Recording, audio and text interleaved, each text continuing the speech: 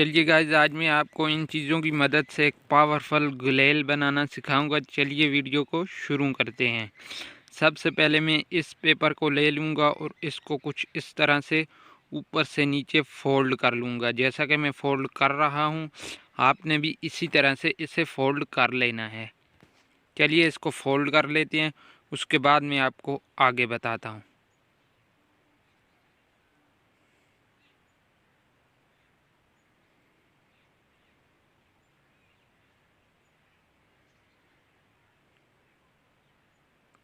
इसको फोल्ड करने के बाद इसकी साइडों पर कुछ इस तरह से मैं स्कॉच टेप का इस्तेमाल करूँगा।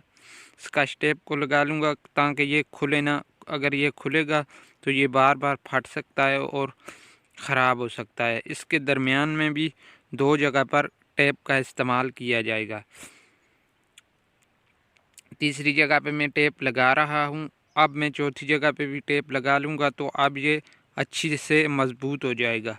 ये हमारा पेपर अच्छे से मज़बूत हो चुका है। अब इसको हम दरमियान से कुछ इस तरह से फोल्ड कर लेंगे। फोल्ड करने के बाद हम इसे अच्छे से रबड़ बैंड को ले लेंगे और रबड़ बैंड को कुछ इस तरह से आपस में जोड़ लेंगे। जोड़ने के बाद इसके एक तरफ भी इस तरह से पकड़कर आपने ऊपर टेप का इस्तेमाल कर लेना है। कि आप किसी भी टेप का इस्तेमाल कर सकते हैं, लेकिन होना ये मज़बूत चाहिए। अब इसे दूसरी साइड भी इसी तरह से लगा लेंगे।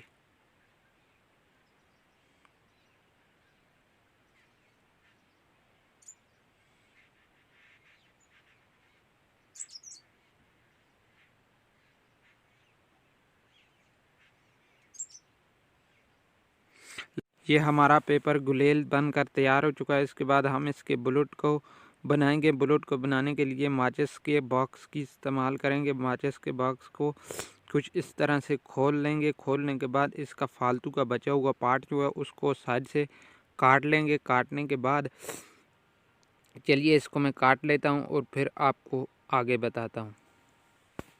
यह हमारा फालतू का बचा हुआ पार्ट ख़त्म हो चुका है। अब हम इसे कुछ इस तरह से फ़ोल्ड कर लेंगे, जैसा कि मैं फ़ोल्ड कर रहा हूँ।